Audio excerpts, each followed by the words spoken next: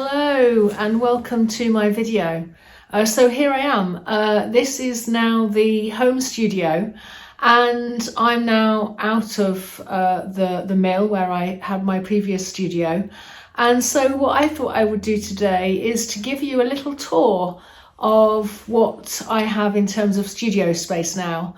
I have been referring to it on all sorts of my social media platforms as well as here. So I thought you'd just like a little tour around.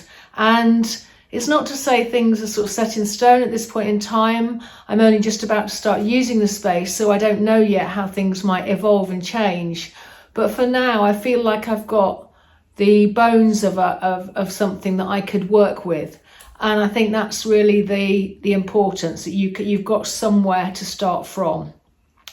So I will put into the notes the link to my newsletter, because I am going to be releasing a newsletter this week. It's been a while because of everything that's been going on, but I am going to be releasing one. And then subsequently, a few days after that, I will be releasing works for sale, which when I say for sale, I mean a sale. I need to make a little bit of space here because otherwise I'm going to get overloaded. And I have quite a few original works on paper that is mounted, and I'm going to be selling those off at half price. So watch this space on that. If you want to have first dibs of that, then make sure you're subscribed to my newsletter. So without further ado, I'm going to turn the camera around and give you a tour of my new space. So here we have the entranceway to the studio. So this is the landing, and I have some of my works, my Moore's small works on paper along the wall. And then here we go into the studio, the home studio space. So what I'll do is I'll try and sort of give you a complete walk around, try not to fall over my greyhound, who is in the way most of the time. So this is the entranceway, and I've just got my hooks I've hung up there so that I can put bags and other lightweight things. I've got my apron hung up there as well, and my tripod bag and so on. And then this image, this combination of images, this photo montage, is of the views actually that you can see from the windows here in the room. But I was just sort of wanting to put it up somewhere really, because it has been a great inspiration for my panoramic works. And I continue to use the panoramic view as my source of inspiration, even though the focus of elements of that panoramic change over time, and I become interested in different aspects of it. Anyway, so that's that. And then I will swing round so that I can show you the kind of the room.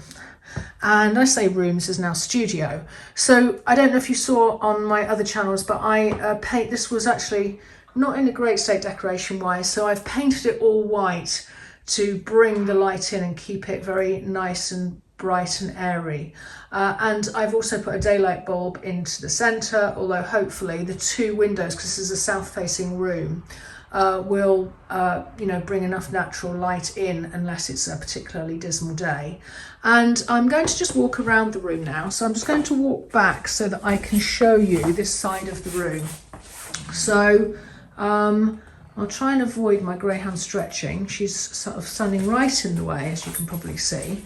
And this cupboard on the left is really useful because it's got two deep shelves. I'd had it for a while and it kind of fits quite nicely in here, because I have in there all of my stuff for wrapping paintings when I send them out, my tapes, my things for hanging paintings up. So I've got the string and the hooks and the mirror plates when I need them, and other ways of hanging things, and also my postcards and things associated with me sending out works or having shows and so on. So I've got the rest of the catalogues and so on. And then on the top there, excuse me, you can see these were the original storage boxes I used. So this is actually a drawer for all of my Constantina sketchbooks I had for the exhibition, and also my Marking Seasons project. So they're still in there, and I'll probably get those out, but for now they're there. Excuse me. Then if I pull back, you can see how I've got two lots of shelves. This is the first lot, and I'll show you in a minute the other side of the room. So On here are all my art books and other books that are inspiring to me or interesting to me, including some old texts I have of cotton mills and all sorts of things. And then on the right hand side, those grey boxes, that's all my collage papers. And I'll show you those in a little minute. But on the top here, I have some things that wouldn't fit anywhere else. So I've got, these are my wonderful Inktense pencils, and I've got a lovely box of those.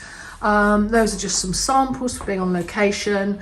And this is actually all my, or some of my papers that I've put vertically. And what I've used here is a plate stand, because what I realised was by stacking them on top of each other, I wasn't going to be able to easily see what I'd got, and it wasn't the most usable way of having the papers. And so I've got watercolour paper here, cartridge paper here, different size papers, card and so on, but all accessible. And then this is my cartridge paper, this is A2. And then for my larger size paper, I have this table in the corner. I don't intend to try and stack this paper anywhere else, because I think it's most useful and less easily damaged when it's in here. So when I want to get some paper out, I can just open that up. And if I need to cut, then I'll put my cutting mat onto this table and do it that way. So going back to what I've done here with these drawers, so just move this out of the way so you can see. In the first drawer, I have all my black and white, if I put it down you can see my black and white and tissue papers and buff papers here. So that's all black and white, no, that's a blue page, but that's a lot of it is black and white papers that I use for my collage. The next drawer is all colour categorised. So I have got wadges of going all the way from blues to greens to purples to oranges to reds and so on, and ending in a muted colours. So they're all kind of clipped together, so they're easy to flick through. And I sort of sorted and organised all of those because they were in lots of different places in my studio. And then this is all of my text, from maps to pamphlets to old newspapers and so on. So that's the shelving, and then under there I have all of my unused canvases and blocks. And this is my one of my work areas. So this is rather a nice wide desk, and I'm intending to use this to work on sketchbooks, to work on paper or small works. So necessarily I might be working with inks, with paint, with all sorts of media. And I use lining paper to cover the desk just because it protects it a little bit. And above it I've got my mood board. I call it a mood board. I mean, it's really just things that inspire me, and I change it around and I add things and take things away, but just a sort of inspiration board really, with some key things on it, and I add text, I take text away and all sorts of things. And then on the surface as well, I've got all my colour pieces, my colour swatches and things from DIY stores, and this, and then on the wall I've got my painting colour wheel and some paint samples, and underneath I've obviously got things including a printer and so on. And then round the side here, if you can see, I've actually got quite a few rolls of paper, and so I've used a couple of things from IKEA, which you usually store carrier bags in, but it ideally holds all of the different rolls of cellophane and paper and Chinese paper that I've got. And so that works really well, move that around. And then if we come to this corner, this is also a desk, but what I reckon is that this desk will be for me to do writing and work on my laptop, and it won't be used for media and messy work in the same way as that one will be. I don't know yet, I might swap them round. As you can see, I have a printer that I will plug my laptop into, but I don't print that often. And it's useful to have it down at that sort of level. Anyway, this desk you will be familiar with if you saw it in my studio, and this is where I'm going to be doing my my writing work and so on. And you'll notice there's a shelf there, a picture shelf, where I reckon I will put current work, sketchbook work, as I'm working on it. And that's why I've got a spare wall up there and over here a spare wall, because I want to be able to pin my studies up like I did when I was at Wood End. And so I've necessarily kept things blank. I don't want paintings all over the walls, particularly unless I'm working on them. I certainly don't want finished paintings, because I need this space for the ongoing work I'm working on. And then finally, we have my greyhound sleeping area. No, actually, we have my painting wall. This came from Wood End Studios, where I'd already put this up as a large panel there, and it's got screws at 8-inch centres so that I can hang the canvases and the blocks or the cradle panels on there. And you'll see here the buckets. I've put this up, it's from IKEA, and it enables me to have all of my brushes and other tools in these handy buckets that are kind of not taking up surface, and they're handy for the paint, you know, close to the painting wall. And then I have this, if I come over here, I have a system of wheelie trolleys. I've got 4 trolleys. So this first one on the left is actually got all of my mixed media that's not paint. So I've got things like charcoal and the drawing stones from Wallace Seymour on the top, and then all different sorts of coloured media.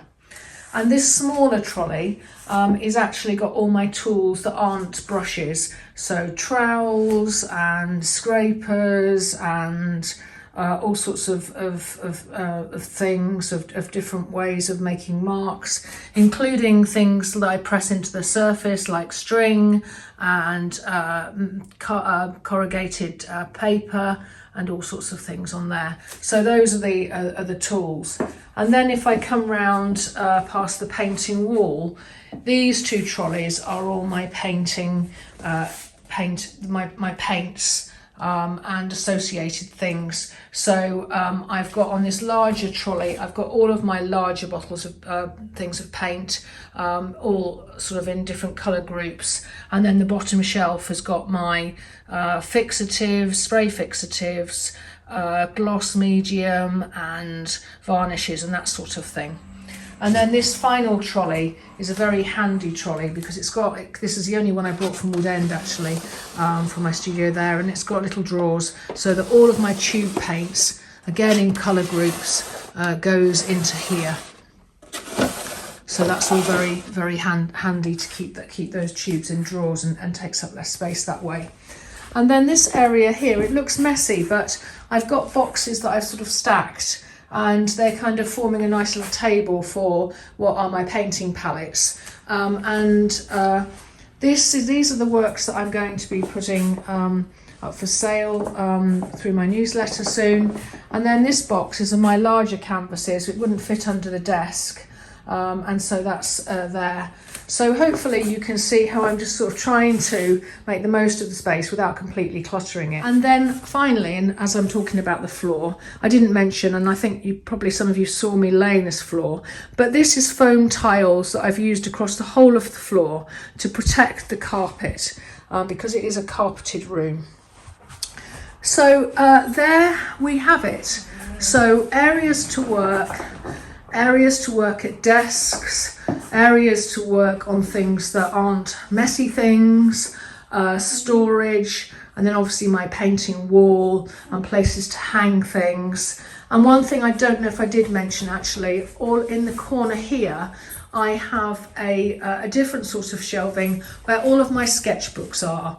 So these are completed sketchbooks on that shelf. Though that shelf there that I've got, that you can see with the different colours, those are the sketchbooks I use in my studio as I'm working on different series of paintings. And then the bottom shelves are actually books that are more practical books rather than reading books about art.